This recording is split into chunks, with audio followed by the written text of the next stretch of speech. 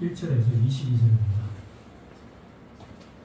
빌레몬서 1장 1절에서 22절입니다. 구약에서 찾으시면 됩니다. 신약에서 찾으셔야 됩니다. 네, 저와 여러분이 교독하겠습니다.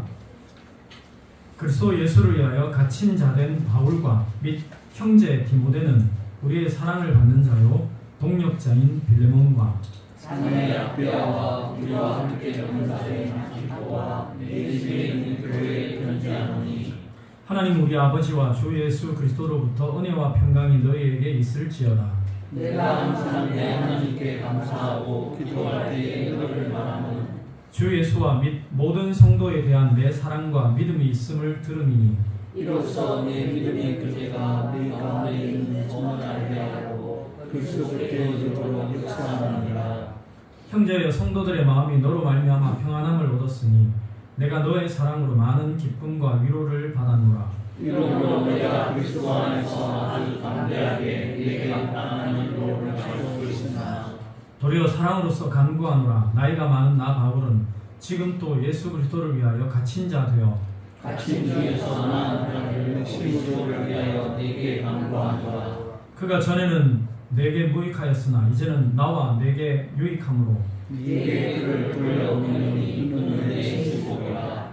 그를 내게 머물러 있게 하여 내 복음을 위하여 갇힌 중에서 내 대신 나를 섬기게 하고자 하나 다만 내 승낙이 없으면 내가 아무것도 하기를 원하지 아니하니 이는 너의 선한 일이 억지같이 되지 아니하고 자유로 되게 하려 함이라. 아마 그가 잠시 떠나게 된 것은 너로 하여금 그를 영원히 두게 함이리니 이 부분은 종과 같이 지내지 아니하고 종사로 사랑하는 형제로 둔 자가 내게 특별히 들어가거든 하물며 육신과 주 안에서 성삼된 일이라. 그러므로 내가 나를 동력자로 알진대 그를 영접하기를 내게 하듯 하고 그가 만일 내게 불을 받거나 내게 붙인 것이 있으면 그것을 내 앞으로 계시나 나 바울이 친필로 쓰노니 내가 갚으려니와 내가 이외에 내 자신이 내게 빚진 것은 내가 말하지 아니하노라.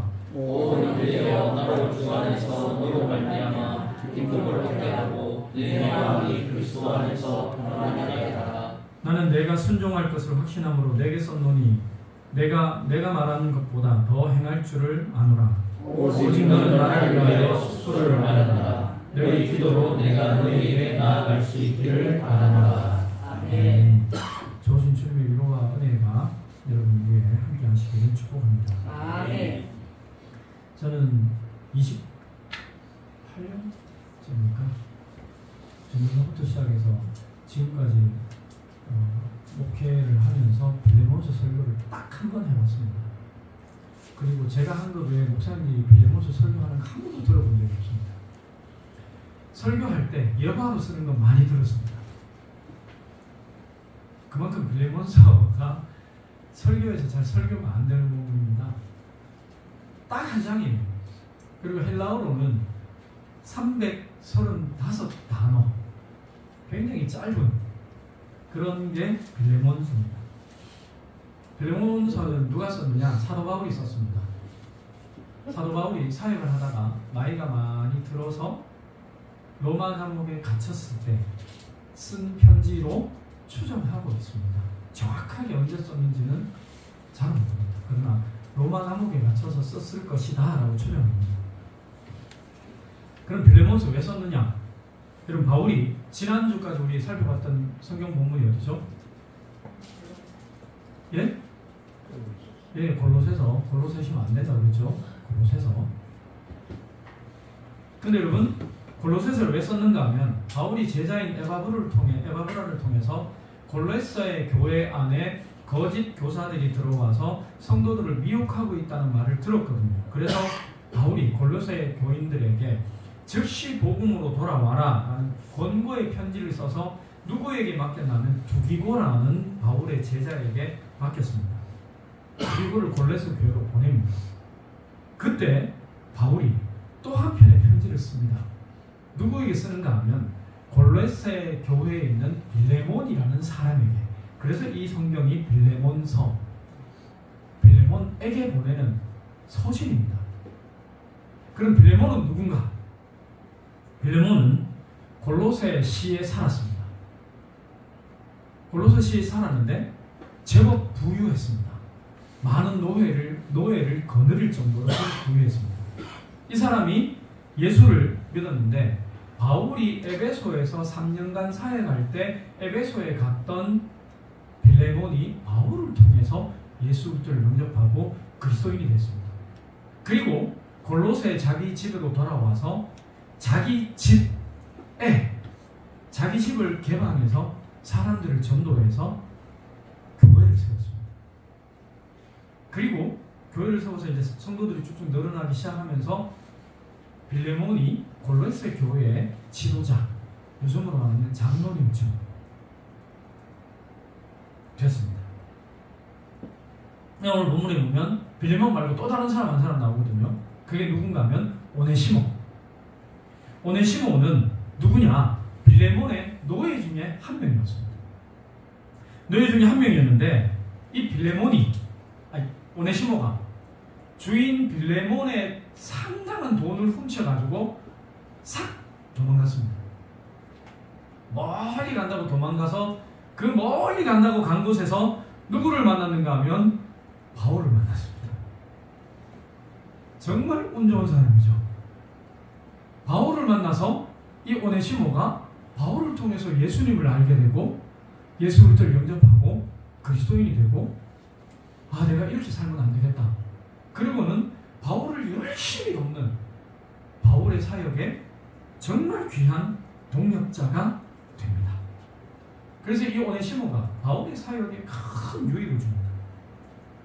그래서 바울은 이 오네시모가 계속 자기와 함께 하나님께 헌신하고 이 로마 감옥에 비록 바울은 갇혀있지만 이 오네시모를 통해서 로마의 복음 전하는 사역을 계속해서 같이 오네시모가 해주기를 원했습니다. 그런데 오네시모 신분이 뭐예요? 노예. 그것도 도망쳐 나온, 주인의 돈 훔쳐서 도망쳐 나온 노예. 쉽게 말하면 도둑놈이에요. 여러분, 이렇게 되니까 바울이 생각할 때 이거는 오네시모가 나의 사역을 돕는 것보다 먼저 해야 될 일이 있다. 주인 빌레몬과의 관계가 해결돼야 된다. 그래서 오네시모를 위한 서신을 적은 게 뭔가 하면 오늘 본문 빌레몬서입니다. 그걸 두기고를 보내면서 그 빌레몬서를 누구 손에 들려서 보내는가 하면 오네시모한테 떡하니 주고 오네시모야 너 두기고와 같이 가거라. 그렇게 보냈습니다. 그게 오늘 빌레몬서입니다. 한 장의 서신이에요. 여기서는 바울은 먼저 빌레몬과 빌레몬 가정에서 모이고 있는 교회의 안부를 전하면서 시작합니다. 1절에서 3절이죠. 그러므로 그리스도 예수를 위하여 갇힌 자된 바울과 및 형제 디모데는 우리의 사랑을 받는 자여 동력자인 빌레몬과 자매 아비아와 우리와 함께 병사된 아키포와 내 집에 있는 교회에 편지하노니 하나님 우리 아버지와 주 예수 그리스도로부터 은혜와 평강이 너희에게 있을지어다. 여러분, 빌레몬이 바울의 서신이라고 했죠. 편지라고 했죠. 바울이 쓴 편지가 많습니다. 바울 서신의 대부분이 편지예요. 근데 여러분, 그 서신의 대부분에서 바울은 자기를 뭘로 첫 문장에서 주로 뭘로 얘기하는가 하면 나는 사도다, 나는 예수 그리스도의 종이다, 이렇게 얘기하는데 오늘 본문에서는 첫 마디가 뭐예요? 예수 그리스도를 위하여 갇힌 자 된 나 바울. 왜 내가 사도다, 그리스도의 종이다 이 말을 먼저 안 하고 내가 갇힌 자 된 나 바울이다 라고 얘기하는가 하면 바울이 지금 빌레몬에게 오네시모를 보내면서 지금 바울이 사도의 권위가 아니라 예수 그리스도를 위해서 함께 고난받는 동료로서 빌레몬에게 호소하기 위해서 나는 갇힌 자다, 같이 내가 당신에게 이렇게 부탁합니다, 이런 말을 하는 겁니다. 그러면서 오늘 빌레몬서의 수신자인 빌레몬을 향해서 뭐라고 합니까? 사랑받는 자, 동역자. 그럼 빌레몬을 그리스도를 위해서 헌신하고 바울 자신의 사역에 동력하는, 동참하는 동력자로 여긴 겁니다. 그리고 그 다음 이름이 딱 나오는 아비아, 누구냐면 빌레몬의 아내입니다. 그리고 함께 병사된 자라고 지칭된 아키뽀는 추정컨대 이 빌레몬의 아들일 것으로 추정하고 있습니다. 이렇게 빌레몬의 가정과 그 집에 모이는 교회에 하나님의 은혜와 평강이 있기를 기원한 바울은 두 번째로 빌레몬이 가진 믿음과 사랑의 찬사를 보이면서 기쁨과 감사의 마음을 표현합니다. 4절부터 7절입니다.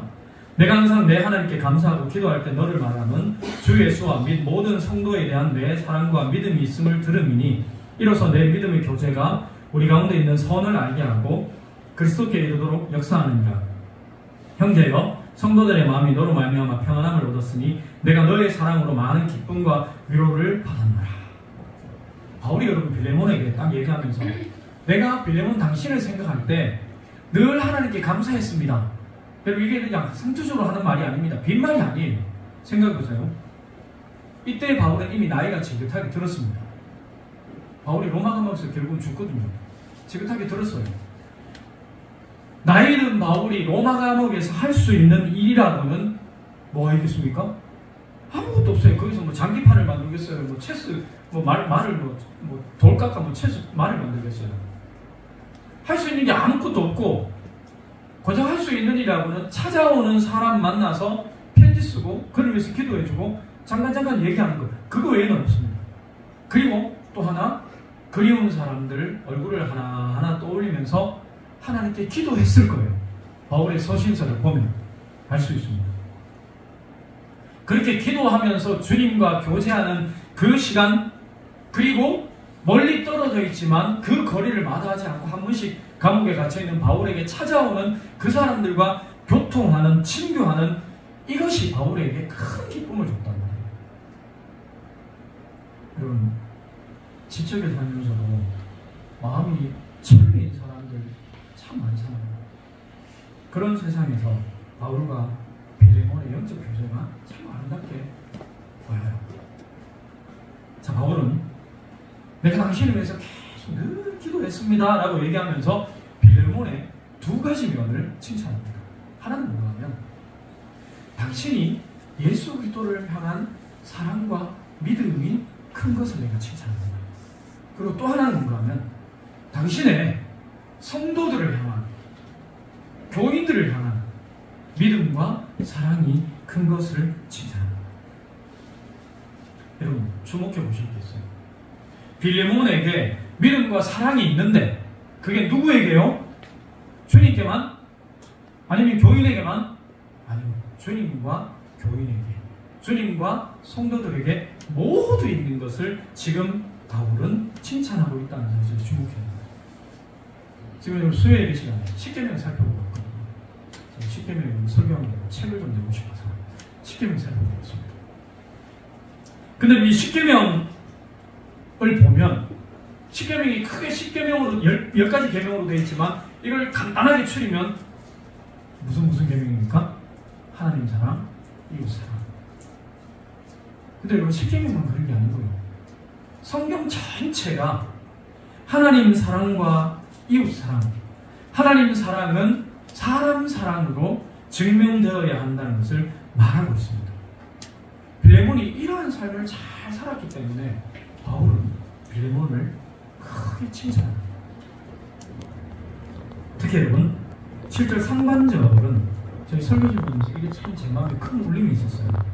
같이 한번 읽어볼까요? 7절 상반절만 시작. 형제여, 성도들의 마음이 너로 말미암아 평안함을 얻었으니. 아니 목사님 이게 무슨 목사님 마음에 뭘 울림을 줬습니까? 이게 그냥 개혁 개정 말고 설교 준비할 때는 개혁 개정, 개혁 한글, 표준 세번역, 또 공동 번역, 또 영어도 한 두세 번역 이렇게 같이 보고 언어도 보고. 근데 여러분 이걸 표준 세번역으로 보면 이렇게 됩니다. 성도들이 그대로 말미암아 마음에 생기를 얻었습니다. 이게 원어에 더 뜻이 더 가까워요. 여러분 빌레몬이 어떤 사람이라고요? 성도들의 마음에 생기를 주는 사람. 여러분, 그리스도인은 다른 사람의 지친 마음에 생기를 가져다주는 사람이어야 됩니다. 내가 옆에 있는 성도를 일주일 만에 만났는데 말마다 니 그게 뭐고 그 사람의 생기를 툭툭 끊는 말을 꺾어버리는 말을 해서 그 사람의 생기를 홀랑 그냥 뺏어 먹어버리는 게 아니라 그 사람에게 생기를 주는 사람. 제가 설교 준비하면서 참 이 생각이 들었습니다. 주님, 제가 지금 하는 사역이, 제가 하는 설교가 성도들에게 생기를 주고 있습니까? 이거 가지고 참 저를 돌아보기도 하고 회개하는 거. 물론 여러분, 구체적으로 빌레몬이 어떤 일을 했는지 잘 몰라요. 그러나 짐작한데 빌레몬이 어려움에 처한 사람들 물신양면으로 돕고 신앙과 삶으로 본이 되는 삶을 살았을 것이라고 생각합니다. 그래서 빌레몬을 만나는 사람은 생기를 얻는 거예요. 여러분, 누군가가 나를 만났는데 풀이 죽어 있던 사람이 막 생기 발랄해지는, 이게 얼마나 복된 일입니까? 바울은 이러한 빌레몬의 믿음과 사랑이 오네시모의 일에도 고스란히 좀 반영되었으면 하고 편지를 쓴 겁니다. 도망친 노예인 오네시모를 용서하고 받아들여 줄 것을 빌레몬에게 그래서 간곡하게 부탁합니다. 8절 9절 봅시다. 이러므로 내가 그리스도 안에서 아주 담대하게 내게 마땅한 일로 명할 수 있으나 도리어 사랑으로서 간구하노라. 나이가 많은 나 바울은 지금 또 예수 그리스도를 위하여 갇힌 자 되어. 여러분, 바울이 사탄을 고민하는 사도였습니다. 그럼 사도의 권위를, 영적인 권위를 가지고 오네시모 문제를 빌레몬 당신 해결하시오, 용서하시오, 명령할 수 있잖아요. 나 사도니까. 그죠? 그럴 수 있습니다. 그러나 바울은 그렇게 하지 않고 사랑의 권면으로 빌레몬에게 자발적으로 결단할 것을 요청합니다.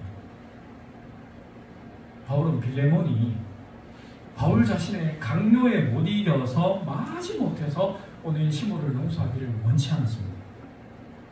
빌레몬에게 오네시모에 대한 노여움을 스스로 풀고 자발적으로 오네시모를 용서할 여지를 지금 빌레몬에게 남겨주고 있는 거죠. 여러분, 속담, 이런 속담이 있죠. 뭐로 가든 가로 가든 서울만 가면 된다. 어떤 수단과 방법을 쓰더라도 목적만 이루면 된다는 말입니다. 여러분, 우리 사회는 이 속담에서 보는 것처럼 결과 우선주의라는 함정에 깊이 빠져 있어요. 우리는 우리의 삶으로 이러한 사회를 향해서 결과보다 바른 과정이 더 중요하다는 것을 우리 삶으로 말할 수 있어요. 바른 과정을 통해서 이루어진 결과는 그렇지 않은 방법을 통해서 만든 결과와는 질적으로 엄청난 차이가 있습니다. 범접할 수 없는 차이가 있어요. 계속해서 오늘 본문 10절에 보면 바울은 오네시모를 가리켜서 갇힌 자 중에서 낳은 아들이라고 불러서 오네시모가 바울이 감옥에 갇혀 있을 때 바울의 사역을 통해서 오네시모가 예수 그리스도를 믿고 회심했다는 것을 밝힙니다. 저는 이 말 앞에서도 부끄러웠어요. 여러분, 감옥에 보통 갇히면 뭘 위해서 내가 행동해야 됩니까? 나가는 거. 내가 빨리 나가든지 내 억울함을 풀어달라 하든지 이러는데 바울은 감옥에 갇혀서도 뭐하고 있어요? 전도하고 있어요.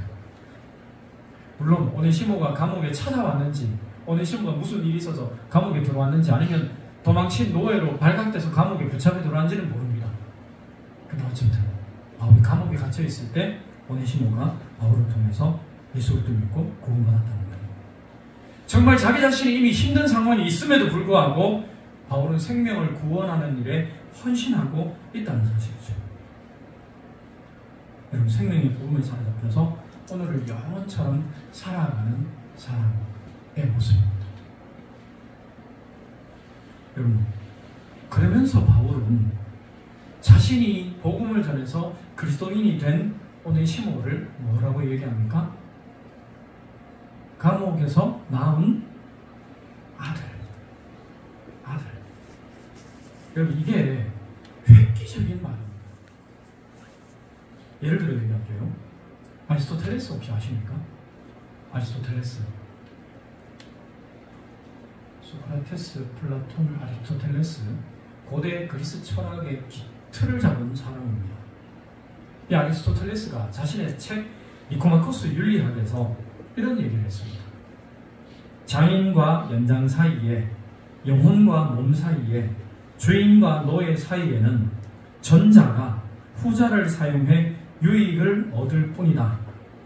생명 없는 사물을 향해 우정이나 정의를 원할 수 없다. 노예는 살아있는 연장이고 연장은 생명 없는 노예다. 무슨 말이에요? 주인과 노예 사이에는 인간관계가 성립이 안 된다. 그냥 노예는 연장일 뿐이다. 그 부서지고 망가지면 버리면 된다. 돈 주고 사면 된다. 오늘날 굉장히 존경받는 아리스토텔레스, 철학자 아리스토텔레스입니다. 이 아리스토텔레스가 살아있는 연장으로 말하면서 인간관계의 승립 자체가 안 된다라고 얘기하는 오네시모를, 노예인 오네시모를 바울은 뭐라고 해요? 아들. 바울이 여러분 노예 오네시모를 아들이라고 부르는 장면에서 우리는 죄인인 우리를 자녀 삼아주시는 하나님 아버지의 모습을 발견합니다. 자신을 십자가에 내어주시기까지 우리를 위해서 낮아지시고 사랑하신 주님의 사랑도 여기서 우리는 발견할 수 있습니다. 계속해서 11절에서 바울은 오네시모가 전에는 빌레몬에게 무익했다. 여러분, 오네시모의 이름의 뜻이 뭔지 압니까? 무익한 자. 그래서 무익했어요. 그러나 이제는 바울과 빌레몬 모두에게 유익하다라고 말합니다. 심지어 여러분 12절에서는 오네시모를 뭐라고까지 얘기합니까? 자신의 신복. 이 신복이라는 단어가 헬라어로는 심장, 마음. 무슨 말인가 하면 내 오네시모를 당신에게 보내는데 오네시모의 마음이 내 마음이고 내 마음이 오네시모 마음입니다. 그는 내 신복입니다. 그만큼 신뢰하는 사람이 됐다는 거예요. 도망친 노예였던 오네시모는 예수 그리스도를 믿은 후에 무익한 사람에서 유익한 사람으로, 누구보다 신뢰할 만한 사람으로, 새 사람으로 변화된다는 겁니다.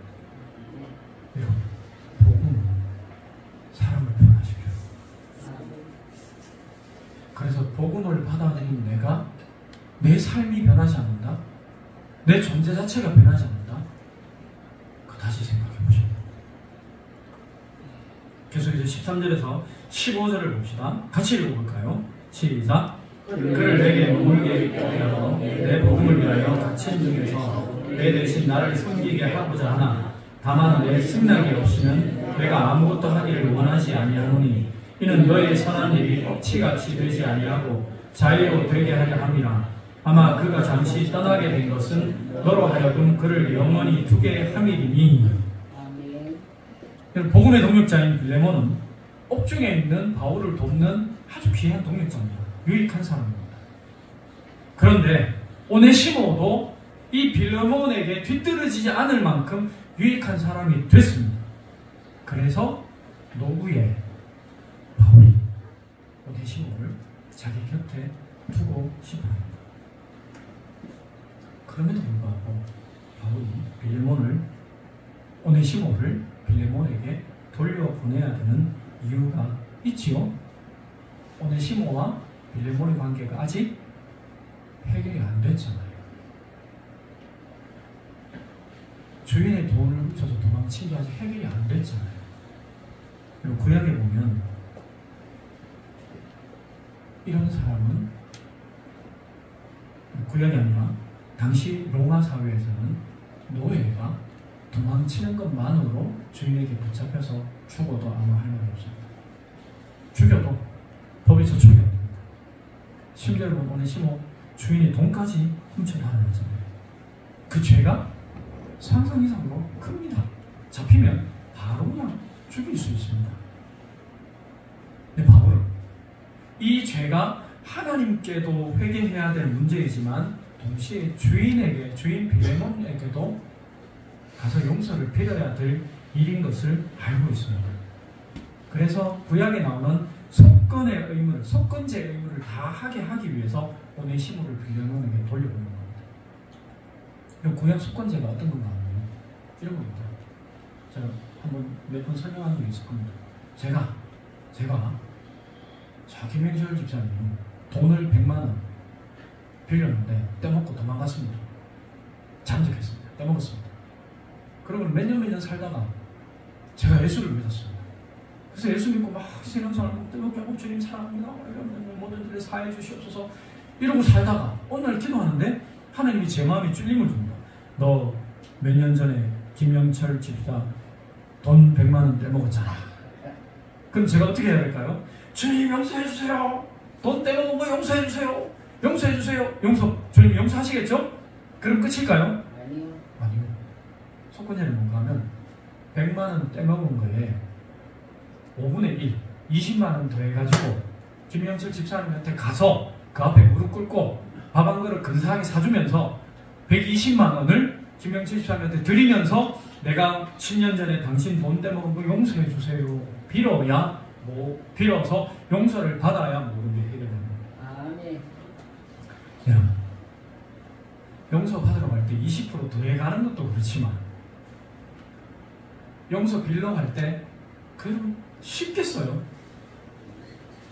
그래서 많은 그리스도인들이 남한테 상처 줘놓고 말로 재정적으로 이런저런 관계로 상처 줘놓고 하나님 앞에 주님 용서해줘 눈물 막 바가지 흘리고 나면 나는 용서받았다. 나는 자유다. 좀 이런 말에서 죄송합니다. 개코라 하세요. 아닙니다. 내가 상처 준 사람에게 가서 무릎 꿇고 정말 죄송합니다. 제가 당신께 상처를 드렸습니다. 당신 돈 떼먹었습니다. 여기 120만 원 있습니다. 여러분 정말 부끄러운 일이고 하기 정말 어려운 일인데 그거 해본 사람은요 다시 그런 일 못합니다.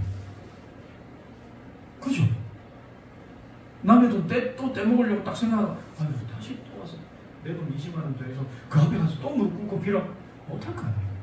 그것 때문에 관계가 개선되기 위해서 인간관계 깨지지 말라고 주님이 속건제의 제사를 우리에게 주셨단 말이에요. 바울은 인간에게 속건제를 명하시는 하나님의 마음을 정확하게 알고 있는 거예요. 그러면서 바울은 이제 빌레몬이 자발적으로 선한 일을 해주기를 요청합니다.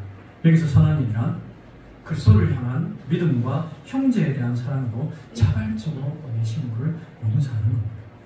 그러면서 바울은 빌레몬에게 한 가지를 더 당부합니다. 16절 17절입니다. 같이 읽어볼까요? 시작.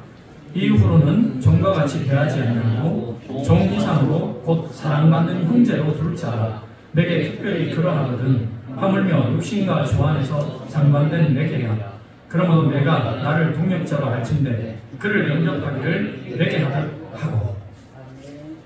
뭐라고 얘기해요?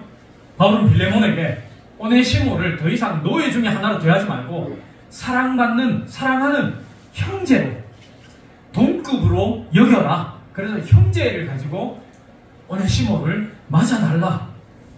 심지어 여러분 뭐라고까지 얘기합니까? 이 오네시모를 대할 때 나를 대하듯이 그렇게 환대해 주세요. 바울은 여러분 주인과 노예라는 관계의 회복을 뛰어넘어서 그리스도 안에서 새로운 관계, 형제 관계를 만들 것을 당부하는 겁니다. 여러분 바울이야 이 말하기 쉽죠? 바울이 손해보는 거 하나도 없잖아요. 그죠? 그럼 빌레몬은요? 자기 재산 손해도 봤죠? 거기다가 자존심 얼마나 상하겠어요. 지 노예로 있다가 지도 목적 도망친 나쁜 놈인데 이 오네시모가 와가지고 용서 빌면 용서해 주는 것도 어렵지만 이 오네시모를 그래 내가 너를 앞으로 내 형제로 여길게. 오네시모님 오셨습니까? 이게 되겠어요? 너무너무 힘든 일이에요. 제가 모르긴 모르지만 이 빌레몬이 자기 마음속에 오네시모를 향한 분노, 미움 씻어내고 그를 형제로 받아들이기까지 이 빌레몬 마음속에 정말 내용이 격심했을걸요. 그럼에도 불구하고 바울은 명령이 아니라 빌레몬에게 권면하고 부탁하고 간청합니다. 여러분, 진정한 지도자는 자기 생각을 다른 사람에게 강요하지 않습니다. 그냥 그 사람이 이렇게 생각해 볼 수 있는 여지를 만들어줄 뿐입니다. 다른 사람들보다 앞서 쌩 가면서 쫓아오든지 말든지 가는 게 지도자요 그리스도인이 아니라 다른 사람들과 보조를 맞춰서 함께 가면서 처지지 않는지 함께 기다려주면서 목표를 향해서 함께 가는 사람이 지도자고 그리스도인이라고 합니다. 생각보다 발걸음이 더디다고 막 윽박 지르거나 등을 막 그치게 떠밀면 그 사람은 여러분 이내 넘어집니다. 하나님도 인간을 강제하지 않습니다. 자유를 주시고 또 어떤 일을 할 수 있는 능력을 주시고 기다리실 뿐입니다. 주님은 우리 마음 안에 들어오기 위해서 강제로 문을 쾅 부수는 게 아니라 문 밖에서 두드리시는 겁니다. 우리가 열어야 들어오시는 겁니다. 여러분, 제가 원래는 개척을 추구도 안 하려고 했습니다. 제 모교회가 개척에서 시작했거든요. 근데요, 숫자 조금만 늘면요, 자기들끼리 찢어먹고 싸우고 푹 죄송합니다. 또 조금만 늘면요, 큰 교회로 가버리고 또 조금만 늘면요, 또 목사가 뭐 설교가 좋니 뭐 안 좋니 하면서 또 찢어 뽑고 하더니 또 싸우고 나가버립니다. 어린 마음에 나는 죽으면 죽지, 주님이 저를 목회자로 불렀으니까 그때부터 기도하면서 주님 저는 죽으면 죽지 개척 안 합니다. 근데 우리 교회에 오니까 이게 개척 수준이에요. 그래서 여러분, 저는 지금 여러분 교인들이 왔다가 한 사람 나가잖아요. 여러분은 마음이 어떤지 모르겠습니다. 저는 돌아서도 진짜 피눈물 흘립니다. 근데 어떤 분이 저한테 그러더니 목사님 나갈 때 좀 잡지, 좀 강제로 좀 묶어주지, 왜 그러세요? 그 주님이 원하는 게 아닙니다. 피눈물 흘리지만 그분들도 또 가서 뭐 신앙을 버리는 건 아니니까 큰 교회 가든지 또 맞는 교회 가서 신앙생활 할 수 있는 여지를 남겨둬야죠. 그래서 저는 그런 분들한테 꼭 뒤에 붙이는 거 하겠습니다. 쭉 다니다가 안 맞으면 다시 오시다. 언제든지 오시다. 저는 그게 주님의 사랑법이라고 성경을 통해서 배웠기 때문에 그렇죠. 계속해서 18절에서 21절 한번 봅시다. 그가 만일 내게 불의를 하였거나 내게 빚진 것이 있으면 그것을 내 앞으로 계산하라. 나 바울이 친필로 쓰노니 내가 갚으려니와 내가 이외에 내 자신이 내게 빚진 것은 내가 말하지 아니하노라. 오 형제여, 나로 주 안에서 너로 말미암아 기쁨을 얻게 하고 내 마음이 그리스도 안에서 평안하게 하라. 나는 내가 순종할 것을 확신함으로 내게 썼노니 내가 말하는 것보다 더 행할 줄을 아노라. 바울이 뭐라고 해요? 빌레몬, 이 오네시모가 당신에게 불의를 행했거나 빚진 거 있으면 내가 갚아줄게요. 그러면서 바울은 빌레몬이 자신의 요청을 들어줄 것을 확신하면서 마지막에 뭐라고 합니까? 당신이 내가 말한 것보다 더 행할 줄 압니다. 이게 무슨 말이에요? 다 용서하고 다 없는 걸로 하고 용납 다 해주고 그리고 심지어 오네시모를 나에게 돌려보내줄 걸 내가 기대합니다. 부탁합니다. 이 말입니다. 여러분, 빌레몬은 예수 그리스도와 동료 그리스도의 모두에게 사랑과 믿음을 나타낸 사람이었습니다. 하나님 사랑과 사람 사랑의 온전한 삶을 살아낸 빌레몬이지만 그에게도 도망친 노예였던 오네시모와의 관계에서 일어난 이 일은 정말 풀기 어려운 숙제예요. 그런 빌레몬에게 바울은 사랑의 권면을 통해서 자발적인 용서를 요청합니다. 당시 관습을 뛰어넘어서 그리스도의 법을 성취해야 되는 숙제가 빌레몬에게 떡하니 주어진 거죠. 그런 한편 오네시모는 주인 빌레몬의 돈을 훔쳐서 도망친 노예입니다. 아무리 자기가 사랑하고 섬기고 존경하는 바울이지만 그 빌레몬에게 다시 찾아가서 무릎 꿇고 그 앞에 무릎 꿇고 용서해 주세요 주인님, 쉬울까요?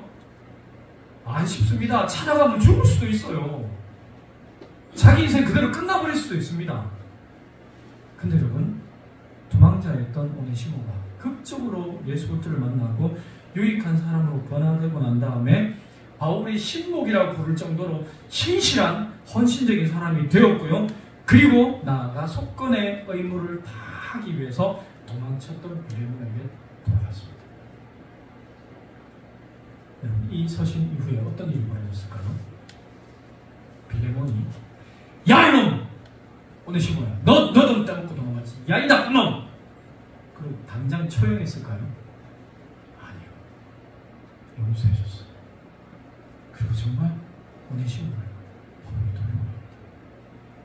그리고 여러분, 기독교 역사 기록을 보면 이 이후에 오네시모가 에베소 교회에 감독으로 헌신하면서 성도들에게 굉장한 칭송을 받았습니다. 그리고 주후 95년 도미티아누스 황제 때 오네시모는 순교합니다. 여러분, 그리스도의 사랑이 용서를 받고요. 그 용서가 완전한 헌신으로 이어진 거죠. 여러분, 이게 성경에서 일어난 일입니다. 결국 성경 안에서는 이 일이 일어났을까요? 아니에요. 우리나라에도 이와 비슷한 일이 있었습니다. 바로 조덕삼 장로님과 이자익 목사님 얘기입니다. 이자익 목사님, 조덕삼 장로님. 조덕삼 장로님 원래 어떤 분인가 하면 전라북도 김제 지역의 갑부였습니다. 유교를 믿던 보수적인 사람인데 마을에 들어온 테이트라는 선교사님을 통해서 예수님을 영접하고 그리스도인이 됐습니다. 그리고 자기 집 사랑채를 개방해서 사람들을 초청해서 전도하고 같이 예배하는 그런 일을 했습니다. 그러다가 1905년에 자기 과수원을 헌납해가지고 금산교회라는 교회를 건축합니다. 지금도 전라북도 김제에 가면 금산교회가 있습니다. 그리고 조덕삼이라는 이분의 집에 이자익이라는 종이 있었습니다. 이자익은 어떤 분이냐 하면 6살 때 부모님이 다 돌아가셨어요. 너무너무 힘들게 살다가 어느 날 소문을 듣습니다. 조덕삼이라는 분의 집에 가면 배를 안 굽는다. 배불리 먹을 수 있다. 그 얘기 듣고 17살 때 조덕삼 집에 가서 그의 종이 됩니다. 근데 이자익이 머리가 굉장히 총명해요. 조덕삼의 아들이 방 안에서 글 공부하고 있으면 창문에서 그거 들으면서 글을 깨우칠 정도로 아주 머리가 좋아요. 이걸 알게 된 조덕삼이 자기 종인 이자익을 자기 아들하고 같이 공부를 시킵니다. 그리고 교회에 데리고 나가요. 예수 믿게 합니다. 이자익이 예수를 믿고 복음을 받아들이고 그리스도인이 됩니다. 신앙생활을 같이 했습니다. 그러다가 1909년에 금산교회에서 장로 선출을 위한 투표를 실시하는데 누가 올라온가 하면 조덕삼과 이자익이 올라옵니다. 선거를 했습니다. 누가 됐을까요? 종이었던 이자익이 됐습니다. 여러분, 오늘날 한국 우리 교회에 저는 이런 모습 봤거든요. 아마 어떤 교회에서 이렇게 되면요, 종도 아니죠. 자기 매장에서 근무하는 사람이 장로되고 사장이 뚝 떨어지면요, 사장 교회 옮겨버립니다. 하당 있을 때도 제가 그런 분 봤어요. 교회를 옮겨버리더라고요. 내가 이 교회 한 개 얼마인데 이러면서 교회를 옮겨버리더라고요. 조덕삼이 그랬을까요? 아니에요. 뭐라고 했는가 하면 이렇게 얘기합니다. 우리 금산교회 교인들은 참으로 훌륭한 일을 해냈습니다. 저희 집에서 일하고 있는 이자익 영수, 이 영수는 요즘으로 말하면 장로와 집사 사이쯤 직책이 됩니다. 영수는 저보다 신앙의 열의가 대단합니다. 참으로 감사합니다.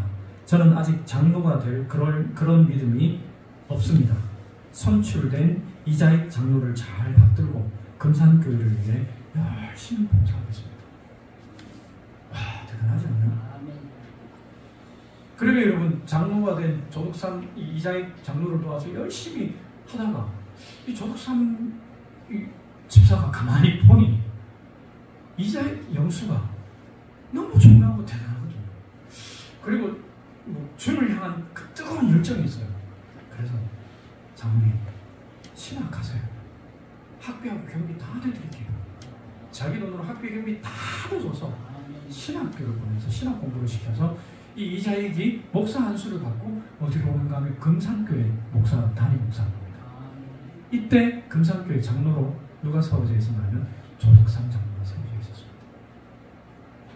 그리고 이자익 목사와 조덕삼 장로가 협력해서 교회를 굉장히 아름답게 잘 섬깁니다. 그리고 이자익 목사님도 굉장히 훌륭해요. 금산교회에서 목회하면서 다른 20여 개의 교회를 세웁니다. 그리고 3차례나 우리 장로교 통합합동 고시 다 합쳐져 있을 때 장로교입니다. 통합된 장로교입니다. 3차례나 총회장을 역임합니다. 그러면서도 명예, 권력, 재물에 아무 관심이 없어요. 심지어 큰 교회에서 총회장까지 하니까 큰 교회에서 오라 할 거 아니에요. 큰 교회에서 당신 우리에게 담임으로 좀 없어요. 괜찮습니다. 나는 이 금산교회를 섬기겠습니다. 끝까지 농촌교회인 금산교회를 지킵니다. 심지어 여러분, 당시에 함태영 부통령 아시죠? 함태영 부통령이 이자익 목사님이 너무너무 총명하고 지식이 있으니까 당신 우리 이 정부의 이승만 정부의 장관이 좀 돼주시오. 근데 이자익 목사님이 뭐라 그랬냐면 내가 지금까지 목사로 살았으니 앞으로도 목사로 살겠습니다. 감사하지만 정중히 사용합니다. 그것도 그 농촌교회에서 목회하셨습니다. 여러분, 신분을 뛰어넘어서 겸손함으로 모범을 보인 조덕삼 장로님, 그리고 그의 화답하듯이 열심히 교회를 섬기면서 주님께 충성한 이자익 목사님, 마치 바울과 빌레몬, 오네시모 보는 같지 않아요? 여러분, 교회는 하나님 나라의 본보기가 되어야 합니다. 순교자들의 피 위에 서 있는 교회는 성도들 간의 용서와 희생과 낮아짐과 돌봄을 통해서 단결히 세워집니다. 우리 교회 안에서 만나는 모든 사람에게 생기를 주는 빌레몬, 그리고 주님 안에서 변화되어서 돌봄과 헌신과 섬김의 삶을 살아가는 오네시모, 그리고 죽어서도 예수 그리스도의 아름다운 향기를 우리에게 남겨준 바울과 같은 그런 인격들이 많아지는 우리 교회가 되었으면 좋겠습니다.